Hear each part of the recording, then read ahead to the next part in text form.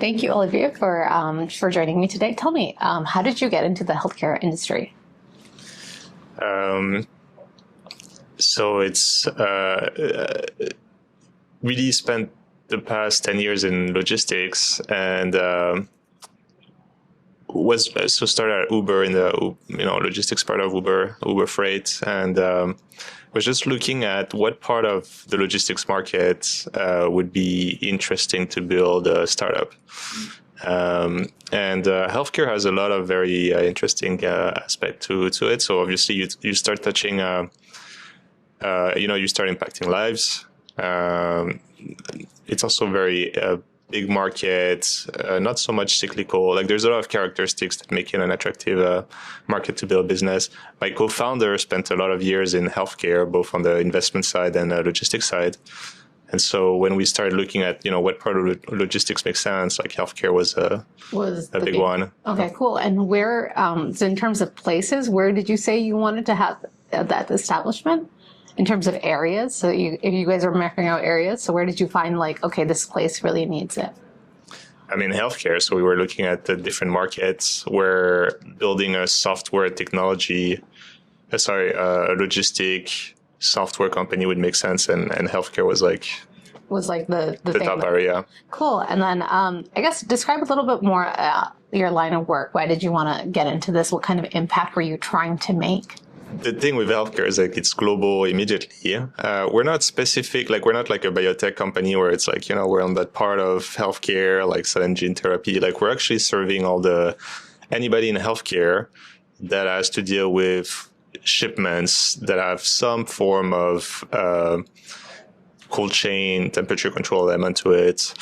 So that's a massive market. There's a lot of failures in that market, and it touches anything from genomic test kits that you might receive, to do a swab and to get some DNA result or some specific treatment, all the way to a very complex, cancer treatment, or somebody that talked, about cell and gene therapy, where you take a sample from someone, you engineer it, and then inject it back. All that logistic has to be done at minus 80 degrees Celsius. Back from, it starts from the patient, goes to the lab, to a manufacturer, back to the patient. So all those shipments are super expensive. They're done with very rudimental logistic means today. And so we're just helping track and alert if there's something happening to the shipment. So you don't lose the shipment. Wow. Okay. And it seems like a very long haul process, the way you kind of described it. What kind of challenges and hurdles do you guys face when you're going through this? Yeah. On the company side, or more like the solution side? Both. Okay. Both. I mean, company, so we're still early, so it's the usual 0 to 1. You have to convince early adopters to believe in the vision and try you out and spend time. And so we're going through the hoops now with a couple of early pilot customers. Once that happens, is are you focusing on the right part of the market to scale? So that's the company aspect of it. Yeah. So the second side is the technology itself, right? We can't solve everything. So what part of what problem are you targeting first? We